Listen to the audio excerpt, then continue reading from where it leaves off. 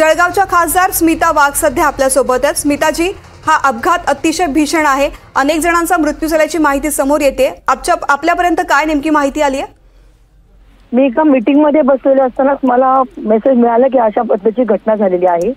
घटनेचं कारण असं सांगितलं गेलंय की गाडीमध्ये काहीतरी आग लागल्याची अफवा पसरली आणि लोकांनी जीव वाचवण्यासाठी प्रयत्न करण्यासाठी गाडीतून उड्या मारल्या। समोरून एक ट्रेन आल्यामुळे तिथे जवळजवळ 7-8 लोक त्या ठिकाणी चिरडली गेली अशी प्राथमिक माहिती आहे। मी त्या स्पॉटवर जाण्यासाठी आता निघालेले, मी रस्त्यात आहे आणि त्या माध्यमातून डीआरएम मॅडमशी माझी चर्चा झाली। घटनास्थळी ताबडतोब आपण सगळी टीम रवाना केली आहे। कलेक्टर साहेबांशी माझं बोलणं झालंय। मेडिकलच्या सगळी टीम आता त्या ठिकाणी आपण बचाव करण्यासाठी तिथे पाठवलेली आहे आणि मी त्या ठिकाणी त्या घटनास्थळी पोहोचते आहे। स्मिताजी, साधारण किती लोक जखमी आहेत, किती मृत्यू झालेले आहेत, काय त्या संदर्भातली माहिती समोर येऊ शकते? आता डोळ्यासमोर फक्त 7-8 लोक चिरडली गेली एवढंच फक्त माहिती आहे। तर मी स्पॉटवर आता पोहोचलेली नाही, अजून पोहोचतीये। कशा पद्धतीची मदत हा अपघात झाल्या तात्काळ स्थानिक प्रशासनाकडून पुरवली गेली होती? मेडिकल सगळे डॉक्टर्स त्या ठिकाणी आता रवाना केलेले आहेत, कारण जखमी असेल तर त्यांना तात्काळ त्यांचा जीव वाचवणं आता ही पहिली प्रायोरिटी आहे। आणि डीआरएम मॅडमशी चर्चा करून त्यांची पण एक टीम, रेल्वे प्रशासनाची ती पण एक टीम त्या ठिकाणी आता मी पाठवलेली आहे। निश्चित मी स्वतः आता त्या घटनास्थळी पोहोचते आहे। निश्चित, खूप खूप धन्यवाद हे सविस्तर संदर्भात, या सगळ्या अपघातासंदर्भातली माहिती आम्हाला दिल्याबद्दल।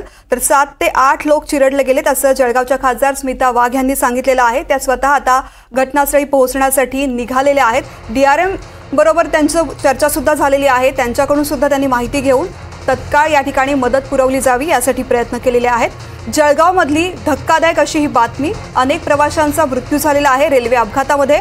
जळगावमध्ये पाचोऱ्याजवळ रेल्वेचा भीषण अपघात घडलेला आहे। जीव वाचवण्यासाठी या प्रवाशांनी आग लागल्याची माहिती मिळाल्यानंतर रेल्वेमधून उड्या मारण्यास सुरुवात केली आणि त्याच वेळेस समोरून कर्नाटक एक्सप्रेस येत होती, जिची धडक या प्रवाशांना बसलेली आहे। सध्या 7 ते 8 लोक चिरडले गेलेत असं जळगावच्या खासदार स्मिता वाघ यांनी सांगितलेलं आहे। मात्र हा अपघात इतका भीषण आहे की मृतांचा आकडा वाढण्याचीही शक्यता आहे। प्रशासनाकडून जखमींवरती ग्रामीण रुग्णालयात उपचार करण्यासाठी तत्काळ मदत पुरवली गेलेली आहे। आता सुद्धा रेल्वे प्रशासन असो आणि स्थानिक प्रशासन असो, आमदार, खासदार सगळेच जण या अपघाताच्या ठिकाणी पोहोचतात आणि तत्काळ लवकरात लवकर जखमींना मदत व्हावी, यासोबतच इथे घाबरलेल्या लोकांना मदत व्हावी यासाठी प्रयत्न केले जातात।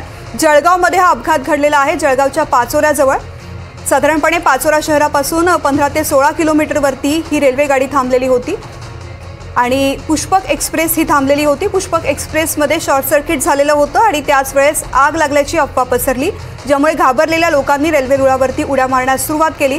यावेळेस दुसऱ्या दिशेनं एक्सप्रेस येते याची कल्पना त्यांना नव्हती आणि त्या एक्सप्रेसनं या उड्या मारणाऱ्या प्रवाशांना धडक दिली आणि ज्यामध्ये सध्याच्या माहितीनुसार 7 ते 8 लोकांचा मृत्यू झालेला आहे। तर अनेक जण जखमी आहेत। जखमींवरती उपचार सुरू करण्यासाठी ॲम्ब्युलन्स सुद्धा पोहोचलेले आहेत। काहींना स्थानिक रुग्णालयामध्ये दाखल करून तत्काळ उपचार दिले जात आहेत। भीषण असा हा अपघात जळगावच्या रेल्वे ट्रॅकवरती घडलेला आहे। पाचोऱ्याजवळ एक्सप्रेसमधून उड्या मारल्यामुळे अनेकांचा जीव गेलेला आहे, दुसऱ्या एक्सप्रेसची धडक बसल्यामुळे।